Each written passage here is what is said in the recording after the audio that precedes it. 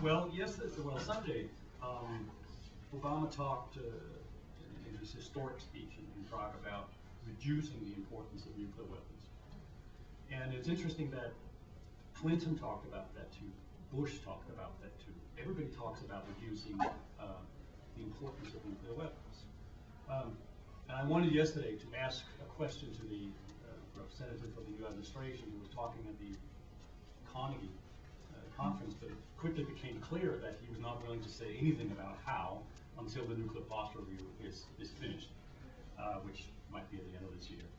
But it's important that that the new administration goes beyond reducing the importance of numbers of forces, and as Ivan described here, move into this difficult territory of actually stripping away the missions, the components of the mission. And in that, it obviously starts with the president. The president has to issue the initial guidance for how this is going to change. And he has to stay on that issue through the process. Otherwise, it is quickly taken over by the bureaucracy and steered in ways that he might not have dreamed of. We ended up in some horrendous postures in the past because warfighters took over the process and interpreted what the president meant to say in ways that he probably hadn't even imagined. And for many years, even what the war plan looked like, and probably even today, is closely held secret, even within the top of the government. Very few people have actually seen this piece. So I just want to say that in the process that led from the Bush administration's guidance to the warfighter in 2002, which was a 2-page document, by the time it left the office over at the Joint Chief of Staff, it had ballooned to 26 pages. It should have been very simple, very clear, but what the military does through the process, of course, is interpret what the president means and deliver that down the line to the warfighter in asking them what kind of war plan struck plans to do. And here, with the first thing that Obama has to do, and we actually write a proposed presidential guide, and I think it's in Appendix B in the report. We initially started using presidential guidance back from 1974, which has been declassified, as an example of rewrite that to today. But quickly it sort of ended up in realizing that, man, that's too technical, too complex, too convoluted, and Stan quickly stepped in here and said, this is how it's going to be done. So, and I think what came out of it was a much more clear, concise message that would be needed to be passed on down through the lines. Here, the first step, of course, is that he has to change Clinton's presidential guidance from 1997, which is still what guides the overall system. It was updated in 2002 by the Bush administration and led to new war plans, new strike options, etc. But it didn't break with the fundamental premise of counterforce, etc. Now, we want that new directive to remove the requirements of holding WMD forces at risk. And this is where sort of it really comes down to the essence of what we're proposing. The objective in war planning, nuclear war planning, should no longer be to achieve an edge in an exchange scenario or limit damage to ourselves, etc. These types of that's what happened during the Cold War. That was the mission, the war-fighting mission, if you will. The guidance has to instruct the war planners to build a much more basic posture. And when the president has published this, it goes down the line. It goes to the Secretary of Defense.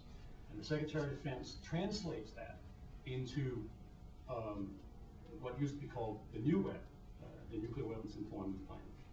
And this is now called the not very sexy abbreviation GEF, which stands for Guidance for the Employment of the Force. There was a document issued in June last year, which updates the Nuclear Weapons Employment Plan back from 2004. This document defines the adversaries for the war plan, who the countries are, who are the adversaries. And it defines the target categories, the overall categories for what is going to be planned against. And it defines the strike options, the overall strike options. There's a new weapon from 1974 that has been completely declassified. I have no idea how that ever happened, but it's out there on the web, and it shows how the Secretary of Defense issued very, very detailed guidance to the war planners about this on Russia, under this option, target these categories, against China, target these categories, and the objective is to destroy this, for this and this purposes. A very detailed sort of map, basically, for what the President wants. Based on that, the Chairman of the Joint Chiefs of Staff produces what's called, well, it used to be called the Annex C to the Joint Strategic Capabilities Plan. That's now called the Nuclear Supplement. It was latest updated from March 2005. This document take this guidance about the objectives of the war plans and translate it into forces that are actually handed out, divided out to the competent commanders. And it is with that in hand, these two basic documents, the U.S. Strategic Command, translate all of that into strike plans. That's how far it's comes down. That's where the rubber hits the road, so to speak. And right now, that translation, STRATCOM's translation of the current nuclear war plan is Operation Plan 8010. That's the name of it. It's called Global Deterrence. It's called Strategic Deterrence and Global Strike. That's the plan. That plan contains a multitude, a family of strike scenarios against strike options. They call it a family of a family of plans against 6 adversaries.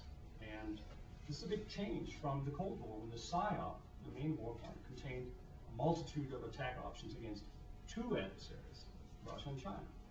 So our targeting has expanded, not decreased, globally after the end of the Cold War. The war plans have gotten smaller, but they've broadened out. So the bottom line is, we want a transition out of the war-fighting mentality in the deterrence posture to a pure deterrence, if you will, which is certainly horrendous enough, even under the optional minimum target plans that we had proposed in here. Stan will talk more about that.